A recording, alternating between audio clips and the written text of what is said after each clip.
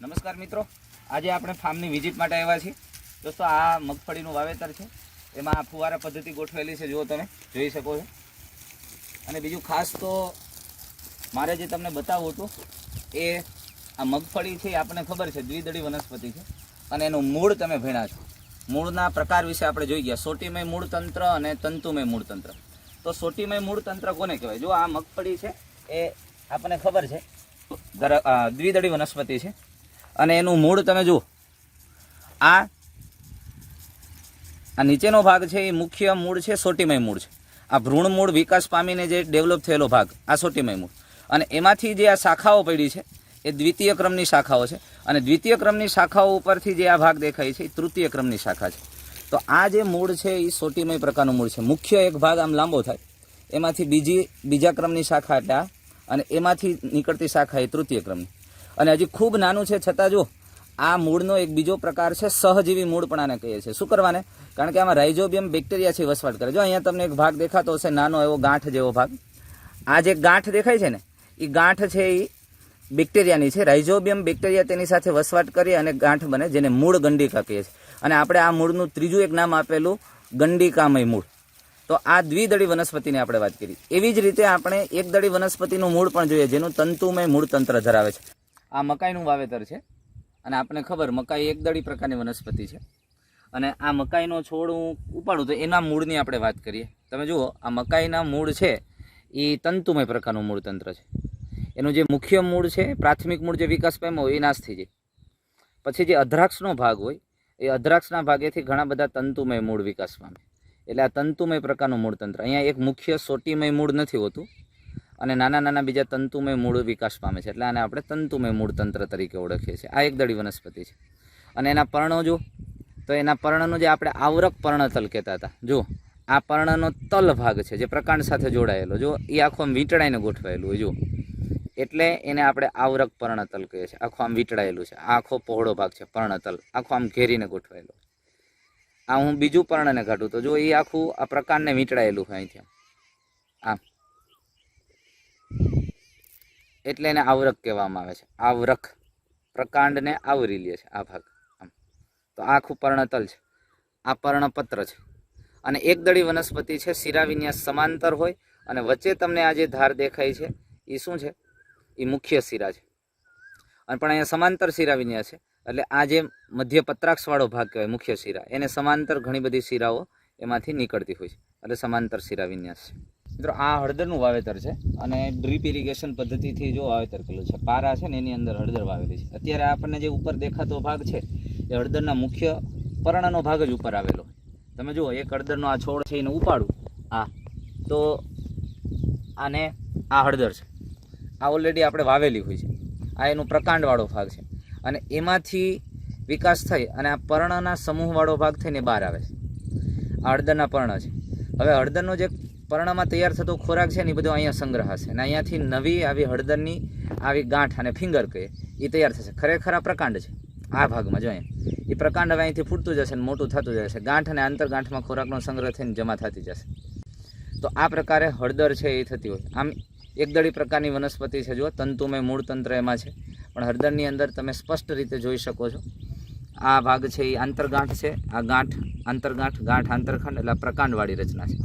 અને આ બધા એના મૂળ છે. અને અહીંયાથી નવી પાછી આના પ્રકાંડના ભાગો વિકાસ પામીને એમાં ખોરાકનો સંગ્રહ થતો જોવા મળે. અને એકદળી વનસ્પતિ છે એટલે પર્ણ પણ એ પ્રકારે છે. આનું પર્ણ પણ એક આવરક પર્ણતલ ધરાવતું હોય છે. જો આખો સમૂહ છે આ પ્રકારે ઘેરાઈને આવેલું હોય આમ છે પ્રકારના ભાગને.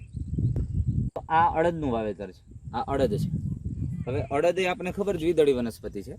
એનો છોડ ઉપાડી અને એના પર્ણ અને એના મૂળની બેયની વાત આપણે કરીએ તો આ દ્વિદળી વનસ્પતિ છે. એટલે અહીંયા જો સોટીમય મૂળ તંત્ર, મુખ્ય મૂળ, એની દ્વિતીય શાખાઓ, એટલે આ સોટીમય પ્રકાર. પણ એમાં ખાસ પર્ણ જુઓ, આ સંયુક્ત પર્ણ છે. આ પર્ણ એક, આ પર્ણિકાઓ છે, ઉપરની આ ત્રણેય પર્ણિકાઓ છે અને આ એક પર્ણ છે, સંયુક્ત પર્ણ છે, પંજાકાર સંયુક્ત પર્ણ. બરોબર. અહીંયા લીમડા અને પીપળ બે સાથે છે. જો આ લીમડાનું થડ, એની ફરતે પીપળના મૂળની આંટી છે આ પ્રકાર. હવે જો આપણે પીપળનો પર્ણવિન્યાસ જોઈએ તો પીપળના પર્ણવિન્યાસમાં એકાંતરિત પર્ણવિન્યાસ હોય. એ કેવી રીતે જોવા મળે, કેમ ખબર પડશે? જો એકાંતરિત, તો જોઈએ આપણે. તો જો એકાંતરિત પર્ણ વિન્યાસ, એની દરેક ગાંઠ ઉપરથી એક પર્ણ ઉત્પન્ન થાય.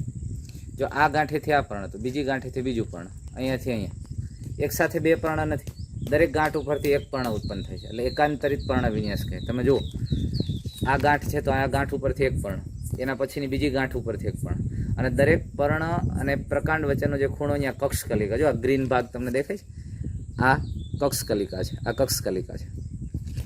અને આ પર્ણ છે એ સાદું પર્ણ છે, કારણ કે આખું પર્ણફલક એક જ છે, અને આમાં છેદન પણ નથી, એટલે પર્ણિકાઓમાં વિભાજિત નથી, અને પર્ણપત્ર એક જ છે, એટલે એને સાદું પર્ણ કહે, અને એના કક્ષમાં કક્ષકલિકા આવેલી હોય, અને એકાંતરિત પર્ણ વિન્યાસ.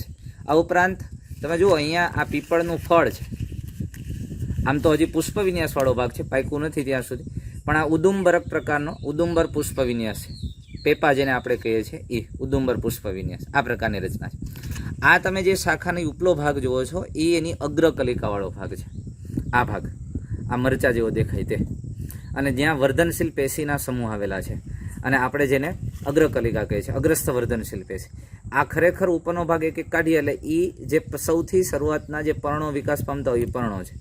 જો આ પર્ણ છે, એ આની ફરતે વીંટળાયેલું હોય, એ પર્ણ આમ ખુલ્લું થઈને આવું બનતું જશે.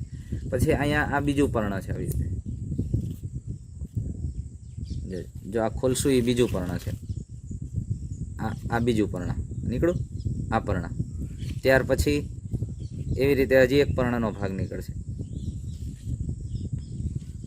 અને પછીનો જે અંદરનો ભાગ છે, હજી આને હું થોડુંક કાપી નાખું, અને પછી આજે જ્યાંથી ક્ષીર જેવો ભાગ નીકળ્યો એ પ્યોર વર્ધનશીલ પેશી, અગ્રસ્થ વર્ધનશીલ પેશી છે.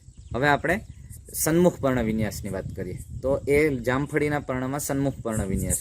આ જામફળી છે, અને જામફળીમાંથી જો આ નીચે ફૂટેલી શાખાઓ છે. આપણે સન્મુખ પર્ણ વિન્યાસ જોવો હોય તો જો આ એક દરેક ગાંઠની બે સામસામે બાજુએ પર્ણો ઉત્પન્ન થયા છે. ગાંઠની બંને બાજુથી પર્ણો ઉદ્ભવે છે, એટલે એ સન્મુખ થયા સામસામે, અહીંયા બે સામસામે, અહીંયા બે સામસામે, અને પાછું એ જુઓ કે એક ડાળીને હું લઈ લઉં આપણી પાસે, જો જામફળીની આ ડાળી છે એમાં સન્મુખ પર્ણ વિન્યાસ જુઓ, દરેક ગાંઠ ઉપરથી સામસામે બે પર્ણો ઉત્પન્ન થાય છે. આ બે, બીજી ગાંઠ ઉપરથી બે, એના પછીની ગાંઠ ઉપરથી બે, અને બે ગાંઠ વચ્ચેનો ભાગને આપણે આંતરગાંઠ કયા પ્રકારને, તો પર્ણો સામસામે ઉત્પન્ન થાય માટે સન્મુખ. અને બીજી પાછું સાથે જુઓ, આ બે પર્ણો છે એની ઉપર જ બીજા બે પર્ણો છે, એટલે સન્મુખ આચ્છાદિત કહી. આ બે પર્ણો એનું આચ્છાદન કરે ઉપરના પર્ણો, એની ઉપર બીજા બે પર્ણો, તો આને સન્મુખ આચ્છાદિત પર્ણો કહેવાય. એટલે આપણે અહીંયા આ સન્મુખ પર્ણ વિન્યાસ તરીકે આને ઓળખીએ. આ જામફળી છે, અને જામફળી દ્વિદળી વનસ્પતિ છે. આ પણ સાદું પર્ણ છે, તમે જોઈ શકો આખું પર્ણપત્ર સળંગ છે, આમાં પણ છેદન થયેલું નથી, અને શિરા વિન્યાસ પણ જાલાકાર શિરા વિન્યાસ છે જોવા મળે. મુખ્ય ભાગની અંદર અહીંયા છે અહીંયા જે મુખ્ય શિરા છે એ મધ્ય શિરા કહેવાય, પર્ણની મધ્યમાં આવેલી, અથવા મુખ્ય પત્રાક્ષ કહે છે. એમાંથી નીકળેલી શાખાઓ જાલાકાર શિરા વિન્યાસની રચના કરે છે. આંકડાના પર્ણ છે ને એનું પર્ણ વિન્યાસ આમ સન્મુખ ચતુષ્ક હોય. જો આ પર્ણ છે એ પર્ણ સામસામે ઉત્પન્ન થાય, આ ગાંઠ ઉપરથી આવતા બે સામસામે પર્ણ, પછી એની ઉપરના ગાંઠેથી જે બે પર્ણ સામસામે છે, પણ જો આ બે આમ છે તો આ બે આમ છે, ચોકડી પડે, સન્મુખ ચતુષ્ક. એની ઉપરના બે પર્ણ જો આમ, હવે નવા બે પર્ણો આવ્યા પાછા આમ આવ્યા, એટલે એને સન્મુખ ચતુષ્ક કહે. અને જો આ અગ્રકલિકાના બે પ્રાથમિક પર્ણો છે, તો આ પ્રકારે સન્મુખ ચતુષ્ક પર્ણ વિન્યાસ કહેવાય આને. ઓકે મિત્રો, આ સપ્તપર્ણી છે, અને તમે જુઓ સપ્તપર્ણી છે ને એની અંદર આપણે એમાં દરેક જગ્યાએથી 7 પર્ણો એકસાથે ઉદ્ભવે, એટલે આપણે એને સપ્તપર્ણી કહીએ છીએ. પણ ભ્રમિરૂપ પર્ણ વિન્યાસ તમે જુઓ, આ એક ગાંઠ ઉપરથી એક સાથે 7 પર્ણો ઉત્પન્ન થાય છે. આ એક તમે સમજો, આ 1 2 3, આ બાજુ 4 5 6 અને આ 7, પણ એક જ ગાંઠ ઉપરથી 7. પાછી એની ઉપરની ગાંઠ જુઓ તો ત્યાંથી સીધા પાછા 7 પર્ણો ઉત્પન્ન થાય છે. એવી જ રીતે એના ઉપર જુઓ તો પાછા 7 પર્ણો, એટલે આમ દરેક ગાંઠ ઉપરથી એક સાથે 7 પર્ણો, અને આમ ભ્રમિરૂપ ભમરડાના સ્વરૂપે ઉત્પન્ન થાય છે, એટલે આપણે આને ભ્રમિરૂપ પર્ણ વિન્યાસ કહીએ છીએ. તો આપણે મિત્રો આ ત્રણેય પ્રકારના પર્ણ વિન્યાસની વાત કરી ગયા. હવે આવી જ વાત આપણે બીજા ટોપિકમાં વાત કરવાના છીએ. પર્ણો છે એ પર્ણના પ્રકાર, શા માટે એ સંયુક્ત પર્ણ છે, પર્ણની અંદર શું શું રચનાઓ છે એની આપણે વાત કરવાના છીએ.